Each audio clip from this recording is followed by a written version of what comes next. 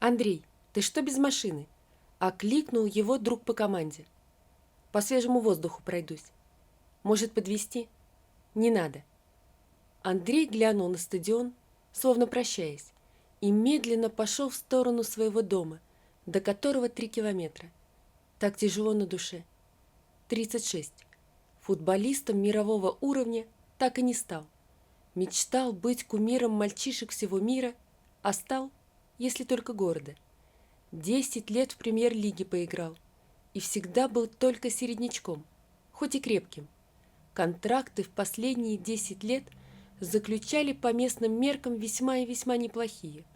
В год 1000 по 200-300 всегда выходило, если считать в долларах.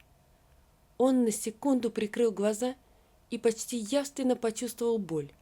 Ту, после которой полгода провалялся в больнице и столько же реабилитации. В команду вернулся за 2 месяца до конца контракта. 3 раза выпустили на замену. Тяжело вздохнул. И все. Контракт закончился, а новый с ним никто заключать не собирался. Тренеров в команде полный комплект, контракты у них на 3-4 года. Через 3 года о нем уже никто и не вспомнит. Свернул с проспекта и пошел по дворам. Не хотелось никого видеть, а тяжелые мысли продолжали лезть в голову. Закончилась жизнь. Ни семьи, ни детей. И не будет уже никогда.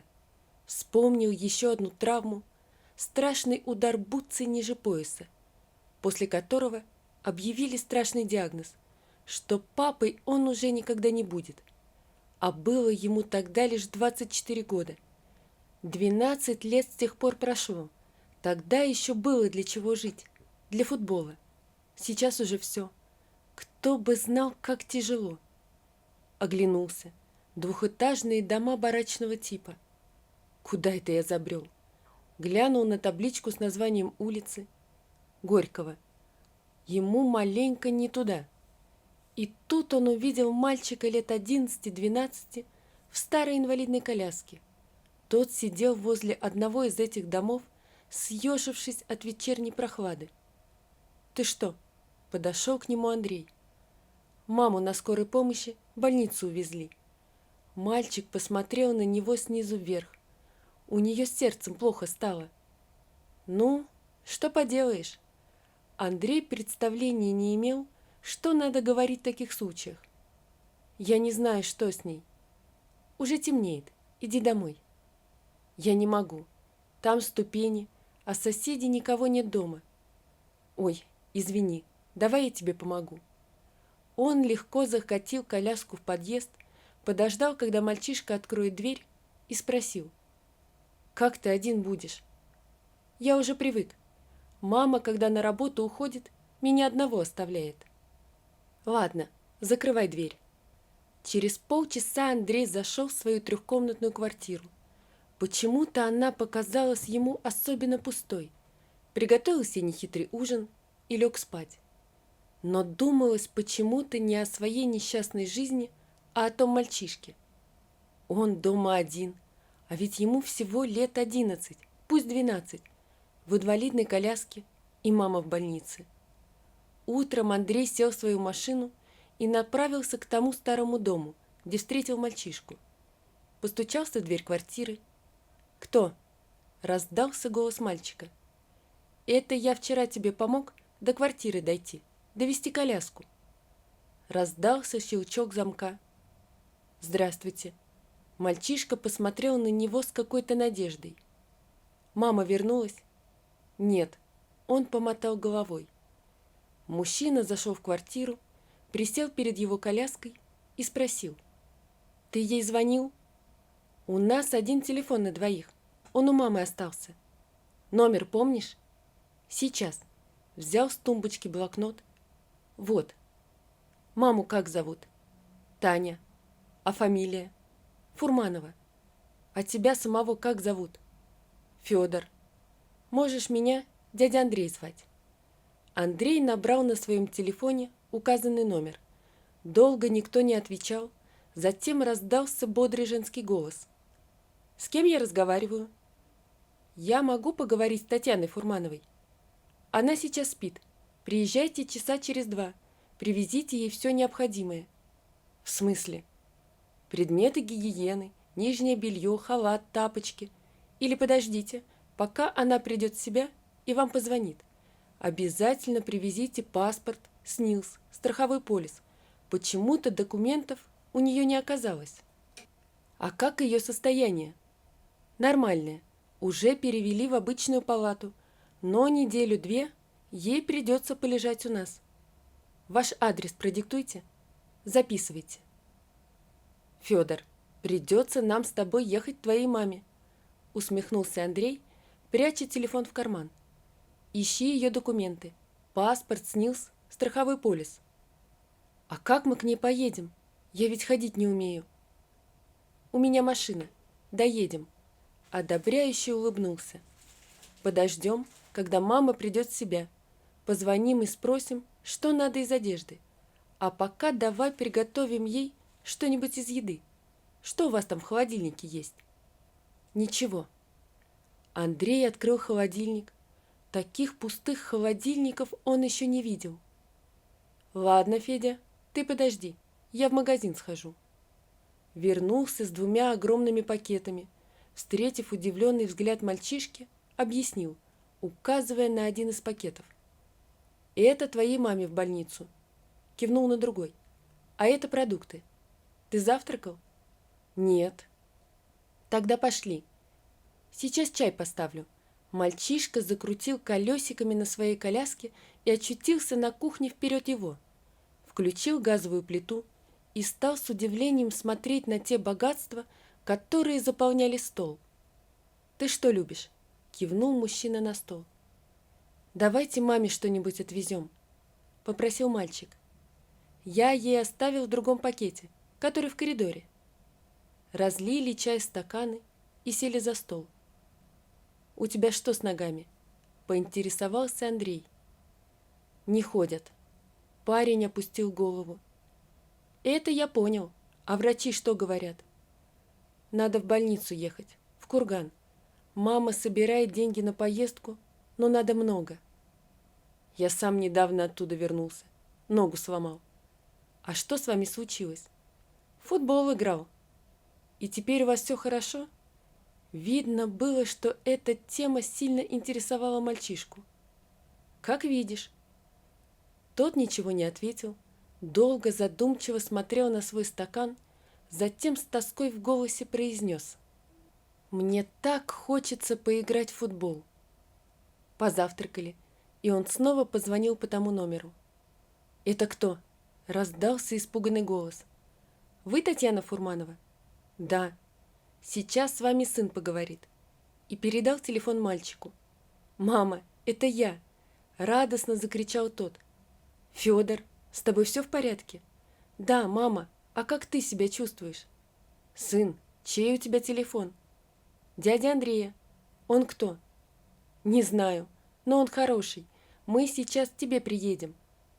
В больнице с коляской их не хотели пропускать в палату и даже в коридор. Тогда Андрей взял мальчишку на руки, медсестра покачала головой, но пропустила, предупредив: «Только не расстраивайте больную, и недолго». Женщина была явно удивлена, когда зашел мужчина с ее сыном на руках, усадил на кровать, рядом поставил пакет. «Как ты, мама?» – спросил мальчишка. «Хорошо». Она долго с любовью смотрела на сына, затем перевела взгляд на мужчину, не удержалась и спросила: «Вы кто?»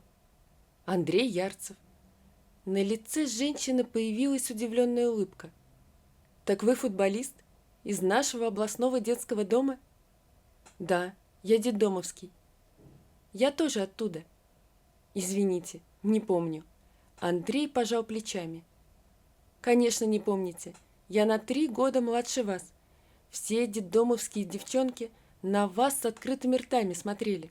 Затем вы стали знаменитым футболистом и ушли из детского дома. Вы все еще играете в футбол?» «Все, отыгрался». Тяжело вздохнул и грустно произнес: 36 мне уже. Закончилась жизнь». «Да вы что?» – удивилась Татьяна. Для мужчины в 36 лет жизнь, можно сказать, только начинается. Без футбола? Так кроме футбола есть семья, дети. Настроение у мужчины испортилось окончательно. Нет у меня ни семьи, ни детей. И не будет. Женщина поняла, что коснулась очень больной темы и замолчала. Молчание прервал ее сын. «Мама, мы тебе продуктов привезли и одежду». Татьяна вопросительно посмотрела на мужчину. «Все нормально», — одобрительно улыбнулся тот. В палату вошла медсестра. «Посетители, выходите». «Андрей», — женщина с мольбой посмотрела на него. «Вы там присматривайте за Федей, пожалуйста». «Присмотрю». «Большое вам спасибо». Андрей взял мальчишку на руки и вышел из палаты. «Что, Федя, поехали ко мне? У меня квартира, 3-комнатная, пустует». «Дядя Андрей, я не могу». «Почему? У вас ручек в ванной и туалете нет». «Каких ручек?» Не понял мужчина, но тут же догадался. «Придумаем что-нибудь». Андрей еще в детском доме поставил себе цель стать знаменитым футболистом, чтобы заниматься любимым делом, чтобы иметь много денег, чтобы иметь семью. Четверть века он занимался изнурительными тренировками, покорял все новые и новые высоты в спорте. Но вот жизнь изменилась. Не стало футбола, так и не появилось семьи. Деньги лежат в банке мертвым грузом, их ему не истратить за всю жизнь. Да и в жизни уже нет цели. И вдруг появляется мальчишка-инвалид. Андрей, когда лежал в этой клинике со сломанной ногой, понял, как невыносимо тяжело лежать без движения, передвигаться на костылях. Хотелось бросить костыли и побежать. Но побежать он смог лишь через год. А этот мальчишка никогда не играл в футбол, не бегал и даже не ходил. И Андрей решил поставить Федора на ноги и с присущим ему упорством взялся за дело. Связался с Курганской клиникой, отправил туда данные своего подопечного. Ответ пришел на удивление быстро, вместе с ценой за лечение и реабилитацию. Прошло 2 недели. После очередного звонка Федора своей маме, та сообщила, что завтра ее выписывают. Андрей привез женщину в свою квартиру и чуть ли не с порога сообщил. «Татьяна, сегодня четверг. В воскресенье мы с вами и с Федором едем в Курганскую клинику. Нас там ждут. Лечение будет долгим. Вы останетесь там с сыном. Все расходы я оплачу. Сегодня-завтра вы должны уволиться с работы и приготовиться к поездке. В воскресенье, как я уже сказал, выезжаем на моей машине». Несколько минут женщина не могла вымолвить и слова, затем заплакала. «Спасибо». Андрей отвез Татьяну и Федю в клинику и вернулся обратно в свою квартиру, которая вновь стала пустой. Вновь приготовил бутерброды, заварил свежий чай. Перед глазами мелькали картинки тех 3 дней, когда в его квартире жил и мальчишка на инвалидной коляске, и женщина, его мама. Татьяна кормила их домашним супом, вкусной картошкой и блинчиками с творогом. Ему почему-то хотелось, чтобы они всегда были с ним, чтобы женщина встречала его с работы. Да, именно с работы. И тут, словно по приказу свыше, зазвонил телефон. Директор их футбольного клуба. «Здравствуйте, Сергей Владимирович». А сердце почему-то застучало. «Привет, Андрей. Ты там не заскучал?» Заскучал, а сердце забилось сильнее. Мы решили при нашем клубе детскую школу футбола открыть. Эти иностранцы слишком дорого обходятся. Стадион уже готов, общежитие нашли.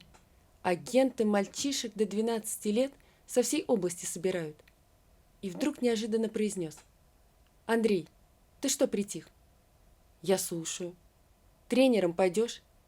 «Конечно. Заключаем с тобой контракт. Готовишь детскую команду, затем юношескую, юниорскую, молодежную. Пойдет все, как мы задумали. Через 10 лет возглавишь главную команду. Давай, С завтрашнего дня подтягивайся, работы много. Шли последние минуты финала Кубка Урала среди юношей. Счет 1-1. 3 года тренирует Андрей Ярцев мальчишек. Из детской лиги они перешли в юношескую, но особых успехов у его команды не было.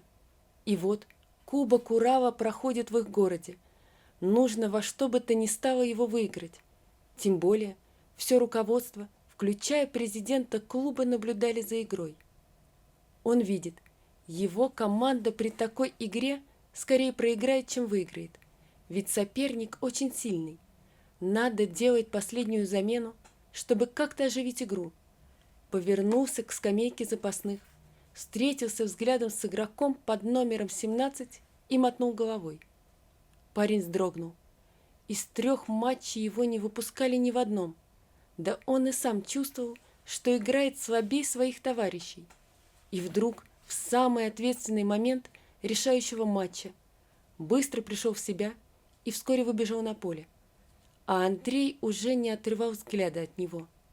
Команда защищалась, но вот мяч попал к их капитану команды, и тот отдал длинный пас 17-му номеру. Тот отработал мяч и рванул к воротам. Перед ним лишь один защитник соперников, но другой догоняет. Их вратарь немного выбежал из ворот. Скорость у него маловато. Мелькнула у тренера мысль. Сейчас накроют. И вдруг парень ударил по воротам метров с 20. Мяч по дуге обошел вратаря и влетел в верхний угол ворот. Восторженный шум на трибунах. Почти тут же на телефоне Андрея раздался звонок. Президент клуба. «Андрей!» — раздается его восхищенный голос. «Вот это удар у твоего сына! Молодец!